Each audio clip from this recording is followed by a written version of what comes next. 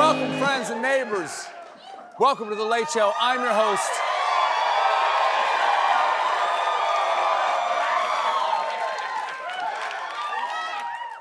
Stephen Colbert. Now we're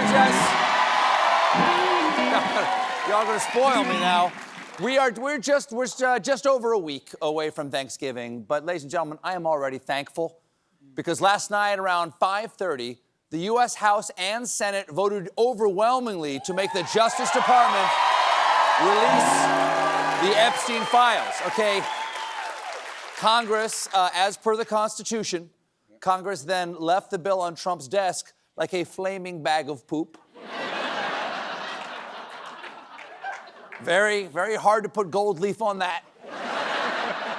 Now, so what's he gonna do? Now, remember, Trump already tried to do everything possible to keep this from ever happening. As president, he could have released the files at any moment. He didn't and never explained why.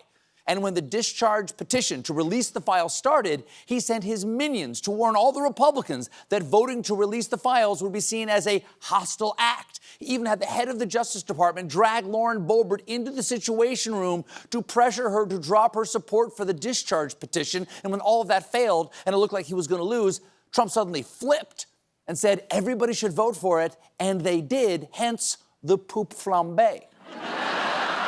So, tonight's soup du jour. So, is he gonna sign it? Is he gonna not sign it? Or change his name to Senor Ramon and flee to Acapulco? Senate Minority Leader Chuck Schumer has his theories. The president has said he'll sign it, but who the hell knows with him? He can change his mind on a whim. We gotta make sure we get all of the Epstein files, all. They can't around with this. Yes. Yes, they cannot around. If they around, they'll find out. Release all the files, Don, or Chucky Schooms will cut a bitch.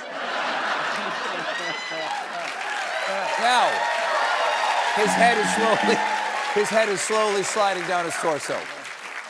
If the president does sign it, the bill requires Pam Bondi to make unclassified documents related to Epstein and his associate Ghislaine Maxwell publicly available within 30 days. That's December 19th, just in time for the release of my pervert advent calendar.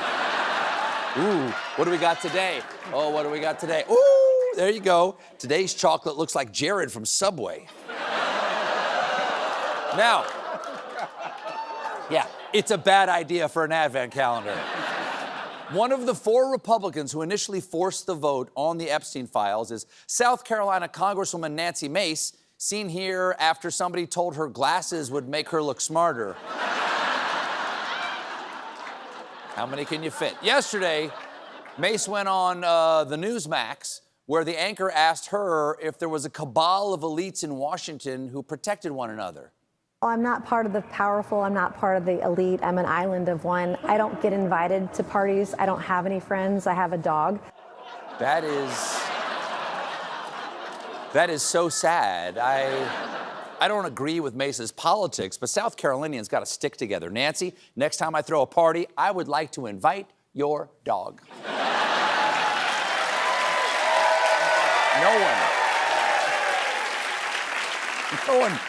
No one should have to spend that much time alone with Nancy Mace. Now, last night, Trump also threw a big fancy party honoring Mohammed bin Salman, despite the fact that Saudi security forces murdered and dismembered Washington Post journalist Jamal Khashoggi, which Trump's own CIA concluded that bin Salman ordered. So naturally, they punished him by giving him a state dinner. Same reason Anna Wintour invited the Babadook to the Met Ball. Slay King.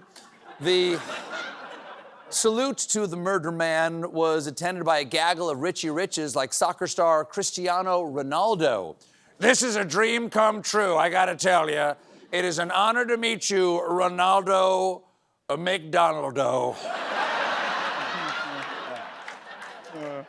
My Spanish isn't that good, but let me just start by saying, Donde está el McRibbo? Also in attendance were some tech giants like Elon Musk and Tim Cook of Apple. In honor of ignoring bin Salman's human rights record, Apple is releasing its new product, the I didn't see anything. One of the reasons, okay, why not? One of the reasons Republicans defied Trump en masse on the Epstein files is the midterms are looming, and for some reason, I Heart Pedophiles don't poll too good. Trump had this brilliant plan to keep his House majority by ordering Texas to redraw its district map in hopes of picking up 5 House seats. In response, Governor Gavin Newsom got a ballot measure passed that could give Democrats a shot at winning as many as 5 additional seats in California. Okay, even Steven. But yesterday, federal judges blocked Texas from using its new House map in the 2026 midterms. Wow! So, they get nothing, and California gets 5 more, so Trump's brilliant scheme ended up giving him the opposite of what he wanted. If only there had been some sign that Texas is something you shouldn't mess with. Oh, hey, I remember, it was passed earlier this year, right?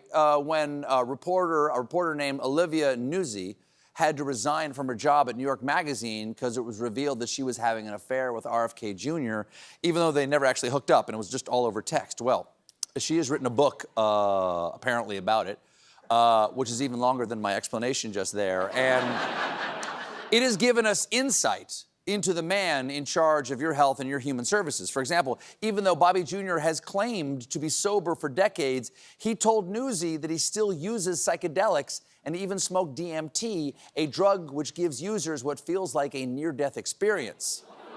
That's DMT, not to be confused with the other experience that feels like dying, the DMV. Oh, fun facts about DMT. Not only does it make users skate the razor-thin edge of this mortal coil between life and death, it also causes powerful hallucinations, or as some users describe it, it opens a gateway to a strange realm populated by mysterious entities like elves and dwarves. But listen, kids, you don't need drugs for that. You just need the Lord of the Rings.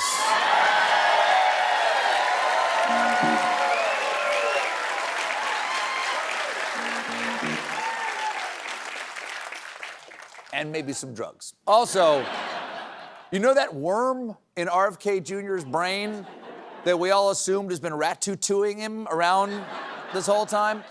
Well, apparently a doctor he trusted concluded the shadowy figure was likely not a parasite at all. So on the plus side, he doesn't have a brain worm. On the minus side, all that worm space is being taken up by something far more dangerous, RFK Jr.'s brain. And that brain, keep in mind, that's not just shadows and drugs. Did you know that it's attached to a body? And that body is fueled by something called the carnivore diet. And now, as head of Health and Human Services, Bobby's recommending Americans increase their consumption of butter, cheese, milk, and red meat. It's a nutritional regime scientists call oops, all farts. Oops, all farts. I feel like I've been talking awfully fast in this monologue. Let's slow it down. In another questionable policy, this weekend we learned that the Trump administration has ditched a Biden plan to compensate travelers for airline delays. They are always looking for great ways to make bad things worse. It's like your dentist saying, okay, we're gonna fill that cavity, but I'm also just gonna pop a mouse in your mouth, let it run around for a while. Be super funny, hold still, we don't want you to think your tongue is a grub. Okay, get back in there, buddy. Now, the Biden plan is popular with all consumers out there who had been hit with flight delays because it came with penalties as high as $775 for delays that lasted at least 9 hours. Wow, I mean, getting $775 isn't bad, but I'll tell you, if I'm stuck at the airport for 9 hours, I demand the right to suckle right out of the Cinnabon frosting nozzle. We got a great show for you tonight. My guests are Benedict Cumberbatch and Patton Oswalt. But when we come back, GOAT!